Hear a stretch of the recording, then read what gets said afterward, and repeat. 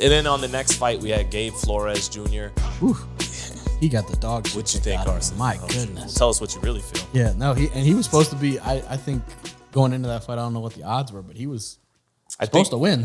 Plus 5,000, I think. Yeah, like he was. Yeah, Anthony, you're a betting guy. He's undefeated. That's a long shot. Is he undefeated before this fight? Yeah. And had just had his best performance. He knocked out Jason Velez, who went the distance with Ryan Garcia. Yeah. Gave Ryan Garcia fits. Like he was supposed to go in there and have this showcase, and he got absolutely smoked. He got his boots smoked. We're watching it again. Yeah. And how old is he? 21. Yeah, that was all. So his bad. dad got a lot of flack after the fight. Letting him go. Yeah, for letting it continue. But because we've all heard everywhere that side of the story, you know, I know Gabe's father, and I think his point is, look, I wanted to stop the fight, but my son is a grown man. If he's telling me round after round, I'm fine, let me go in there, I'm going to let my son be a grown man tonight and make his decision. Now, we all know, dude, you know, you're the corner man. You're supposed to make your decision irregardless of what he's saying. You got to have your own eyes in there. But I understand where seniors coming from too.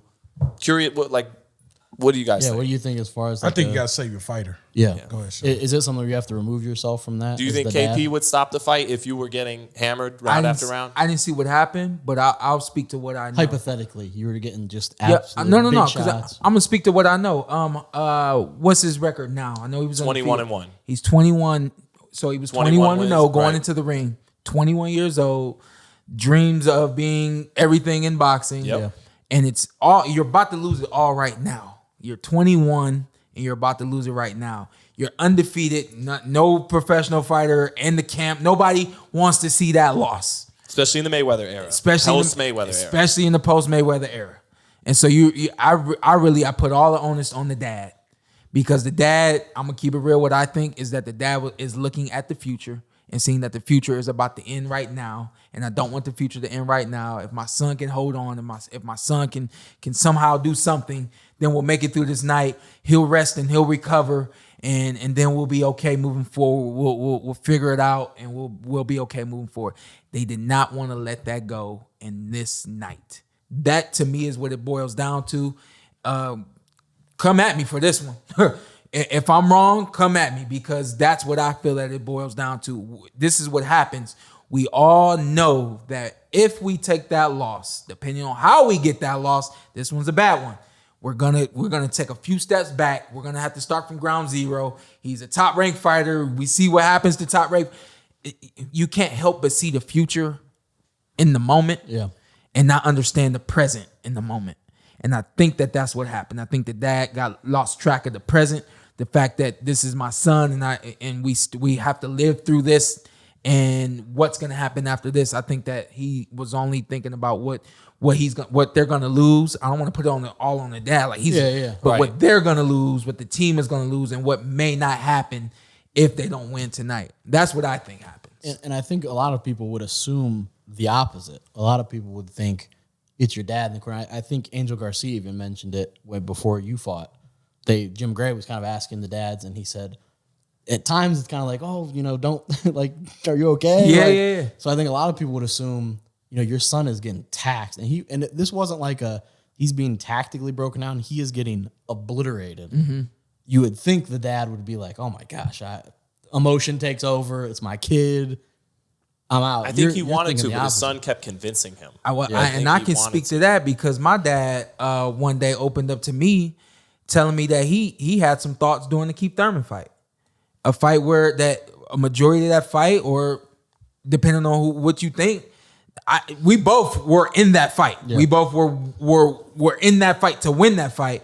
And I couldn't believe when my dad said that to me, but somehow, some way, as a father with real emotions and understanding my son has to live beyond this day, he thoughts were going through his head. And then the way that the fight's going, we get things out of control. That's a moment. Okay, that was just a moment. Let me let it go. I'll never forget the first time I get I come back to the corner and my dad looks at me and he says, "You all right?" I never had my dad ever say that to me. He said, "You all right?" I said, "Yeah." He said, "What happened?" I said, "I don't know. Coach me." and we kept it moving. You know what I mean? But that's control. That's understanding. Yeah. That's being realistic. that's having compassion and all that. I think that you lose it. I think that it's a roller coaster ride for dads who are in the corners with their sons, and I think it's delicate, so delicate that even Mauricio Suleiman some years ago was talking about banning fathers from coaching their sons. But I don't think that'll ever happen. No. But things like this are why other people want to step in and stop it. What's up? Was it just a big shot that your dad? It was a big shot in one of the rounds near the end of the round. I mean, there's a round where you get a little buckled. Yeah. Because I was like, that wasn't a fight. Like, it wasn't like the Kell Brook fight. He could have just been like, okay, like we're good. This is enough. But like that fight was very close. It was close. Shawn was taking bombs. It was close. Against Thurman, Don't say bomb. You said bomb so hard though. Not against Brook.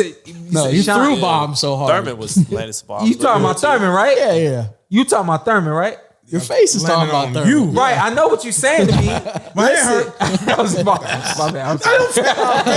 Look at me. But what I'm saying, like, you took a couple bombs. Like, don't say you was taking bombs like the entire fight. No, I guess, don't look at the camera like that. I guess that's what I was surprised that it was just like a Hey, big shot. Carson, was he taking bombs? A couple bombs. Yeah, 100%. A couple bombs, But you survived them. Yeah. All right. Yeah. Let's count the bombs. It was 3 bombs about. Roughly. You were taking and landing them, Sean. But anybody else would have been out of there. But don't, because if you didn't see the fight, somehow you didn't see the fight. Because I'm talking to people that didn't see the fight. From your boxing champions YouTube, you'll find the fight. It's a great match. I guess bombs being landed on left and right from both of us. Bombs and bombs. Hell of a fight. But I guess to get back, I'm surprised that it was just a big shot that maybe jarred him and was like, uh-oh. Yeah, exactly. It wasn't something like this fight was just continual. Yeah. Man, my son is really just getting the brakes put off him. And that wasn't the case, obviously. What's up? I'm Showtime Shawn Porter. I'm Ant. Follow me on IG, Ant with 2 T's. Let's do it. Let's do it again. All right. Just introduce yourself. Okay. And then you tell them what to do. I'm Showtime Shawn Porter. I'm Anthony Brenagh. Carson A. Merk. Like, subscribe, comment. This is the Porter Way.